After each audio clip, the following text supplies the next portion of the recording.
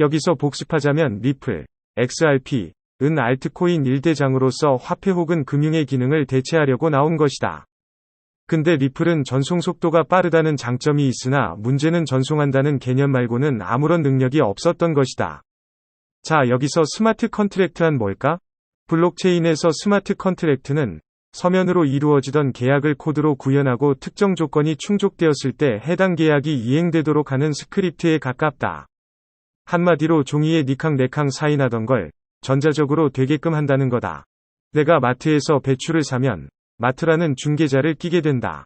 내가 농가에 가서 배추를 사면 중개 수수료 안 띄고 바로 구매 가능하지 않는가? 이런 것처럼 스마트 컨트랙트라는 것은 중간에 절대 중개인이 들어가지 않는 다이렉트 거래라는 게 포인트다. 자, 그럼 스크립트가 뭘까? 프로그래밍 언어의 한 종류로 기존에 이미 존재하는 소프트웨어, 애플리케이션을 제어하기 위한 용도로 쓰이는 언어이다. 자동문을 생각해보자. 자동문이 열릴 때 모터의 힘, 속도, 얼마만큼 열건지를 결정하는 게 이런 것이 자동문의 프로그램이라면 자동문 자체를 제어하려고 만드는 것이 스크립트다. 자동문이 하나라면 상관없지만 여러 개라면 이야기가 달라지지 않겠는가? 모든 자동문을 상황에 맞춰서 프로그램을 일일이 짤 수는 없는 것이다. 그러니 자동문 자체를 제어할 필요가 있기에 스크립트를 따로 만드는 것이다. 바로 큰 덩어리들을 제어하기 위해서 말이다. 왜냐하면 계약의 조건은 항상 달라지고 계약의 내용도 다르지 않는가? 그런 것처럼 블록체인상에서 계약이라는 덩어리를 제어하기 위해 나온 서로 간의 계약을 돕는 제어장치가 스마트 컨트랙트다.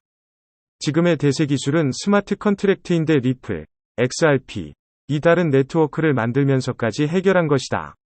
플레어 네트워크에 리플, XRP를 호환시켜버린 거지. 아니 반대인가? 아무튼 요즘 내가 말을 많이 생략했는데 분명 이런 사람 있을 것으로 보인다. 네, 네트워크 뭐요? 걱정 마시오, 잘 설명해 줄 테니. 자, 리플, XRP, 이 가졌던 기본적인 네트워크는 부산 서울 고속도로라고 생각하자. 오로지 입구랑 출구가 하나밖에 없는, 속도는 겁나 빨리 갈 수 있는데 중간에 아무것도 없는 것이다. 그런데 중간에 인터체인지를 넣어서 대전으로도 빠지고 강릉으로도 빠지고 다른 대전 울산 고속도로로 좀 갈아타고 인터체인지 근처에 휴게소도 만들어서 기름도 채우고 만남이광장 만들어서 사람들끼리 물물교환도 하게 만들고 그런 기능을 넣은 게 플레어 네트워크다. 만남의 광장이 스마트 컨트랙트요. 고속도로 썼으니 톨비 내는 것은 가스비요. 인터체인지는 리플 말고도 다른 코인도 플레타 네트워크 메인넷에 넣겠다는 의지다. 결과적으로 만들어진 거에 손 못 대니깐 고속도로 허브를 만들어 붙여버린 것. 지금 블록체인 기술들의 큰 단점은 바로 가스비, 고속도로 톨비가 비쌈, 와 전송속도, 차선이 2차선이다. 왜냐하면 다들 일단 이더리움 기반 ERC20에서 시작하기 때문이다. 쉽거든. 그런 의미에서 리플, XRP, 은 가스비도 저렴하고 전송속도도 빠르다. 부산에서 서울 가는데 기가 막히게 빠른 것이다. 근데 이제 부산에서 대구도 갈 수 있고 대전도 갈 수 있고 울산도 갈 수 있다. 중간중간에 다른 길을 거쳐서 갈 수 있는 것이다. 즉 이런 인터체인지의 역할을 하면서 다른 고속도로로 갈아탈 수 있게 하는 게 플레어 네트워크라면 중간중간에 고속도로의 만남의 광장이나 휴게소가 있는 것은 스마트 컨트랙트라 이해하면 된다. 리플 소송 일정 결과, 시세, 호재 전망, 세크, 미국 증권거래위원회. 리플 소송 일정 결과, 시세, 호재 전망, 세크, 미국 증권거래위원회. 최근 기나긴 암호화폐 조정 기간 가운데 비트코인에서 알트코인으로 순환매 장세가 이루어지고 있습니다.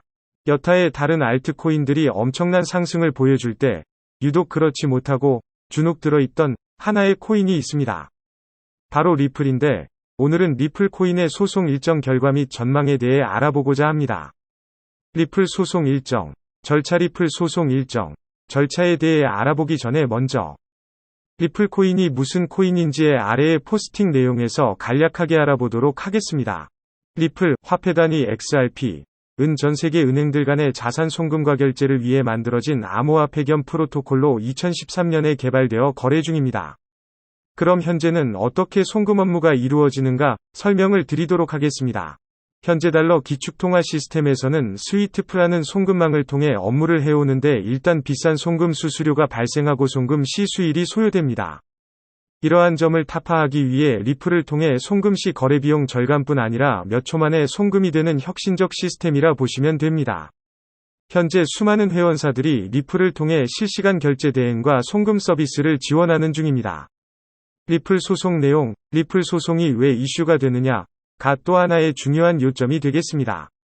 지난 2020년 12월 22일, 세크, 미국 증권거래위원회는 리플, XRP를 증권으로 분류하고 세크에 등록하지 않고 거래하는 것을 문제 삼아 리플의 CEO, 브래드 갈링하우스를 비롯하여 공동창업자 등 경영진을 증권법, 투자자보호법 위반 혐의로 기소를 하였고 2021년 2월 22일 첫 재판을 시작으로 현재 소송 진행 중에 있습니다.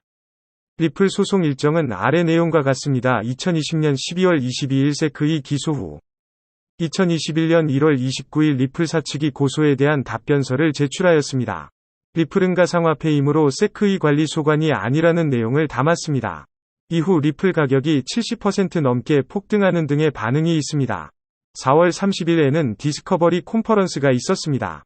이 절차는 소송 양측이 재판서 제시할 증거들에 대한 정보를 사전에 제출, 교환하는 법원의 공식 절차입니다. 5월 18일에는 세크 측에서 리플 투자자들이 소송 전에 개입해서는 안 된다 라는 답변서를 제출하였습니다. XRP 홀더들이 너무 편파적인 데다가 그들의 이익이 리플사의 이익과 일치하므로 법정 조언자가 될 수 없다고 설명하였습니다. 6월 4일까지는 상호간 견해 취지서 및 증권거래위원회의 주장에 대한 리플사 측의 답변서를 법원에 제출하는 과정이 진행됩니다. 8월 16일 소송 양측은 증거자료를 서로 공개하는 제도인 디스커버리를 종료하게 됩니다. 최종 서류를 제출하는 날이라 보실 수 있습니다. 둘의 입장이 견조하게 대립하는 만큼 합의 가능성에 대해서 기대를 해야 할 것인지는 두고 봐야 할 것으로 보입니다. 리플 소송의 쟁점 비트코인, 이더리움 등의 형태의 암호화폐는 분산화 방식이다.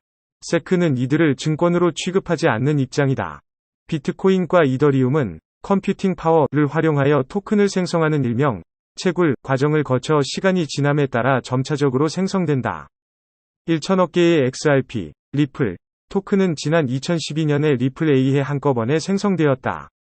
리플은 또한 기존 XRP 토큰의 많은 부분을 통제하며 이로 인해 XRP 토큰이 분산화 방식이 맞는지에 대한 논쟁이 발생한다. 리플은 계정에 약 550억 개의 XRP 토큰을 보유하고 있으며 이들 가운데 일부를 주기적으로 시장에 유통하고 있다. 현재 약 45.4억 개가 유통되고 있는 실정이다. XRP 토큰을 어디까지나 리플과 혼동해서는 안 된다. 왜냐하면 토큰은 은행 및 기타 금융기관이 송금 시 사용 가능하며 리플 위 디지털 결제 네트워크 리플렛을 통해서만 금융거래를 용이하게 하는 목적의 통화로 생성되었기 때문이다. 리플과 관련한 전망 일단 단적으로 정말 불가피하게 리플이 소송전에서 패소하게 된다면 거래소 상장 폐지 수순을 밟는 최악의 상황이 벌어질 수 있습니다.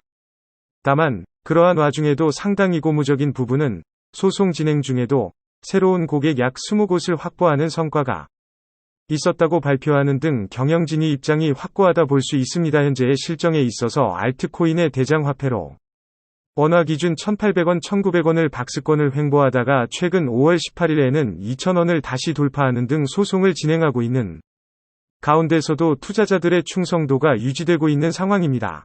특히 리플의 투자자 일본 SBI 은행그룹을 비롯하여 회원사들도 우량 기업들이 많아 소송 진행 과정에서 불확실성이 해소되고 만약 소송에서 승소할 경우에 엄청난 상승세를 가질 것으로 예상해봅니다. 맺은 말 지금까지 리플에 대해 알아보았습니다. 투자는 어디까지나 타이밍 그리고 사이클의 순환인 것 같습니다. 항상 타이밍에 맞게 적기인 자리라 판단되는 포인트에서 매매하시길 권해드립니다. 앞이 안 보이고 있는 터널을 지나고 있는 리플이 조만간 날아오르기를 기대해봅니다. 함께 보시면 좋은 글.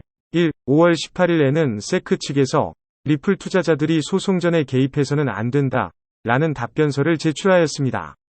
XRP 홀더들이 너무 편파적인 데다가 그들의 이익이 리플사의 이익과 일치하므로 법정 조언자가 될 수 없다고 설명하였습니다. 6월 4일까지는 상호간 견해 취지서 및 증권거래위원회의 주장에 대한 리플사 측의 답변서를 법원에 제출하는 과정이 진행됩니다. 3. 8월 16일 소송 양측은 증거자료를 서로 공개하는 제도인 디스커버리를 종료하게 됩니다.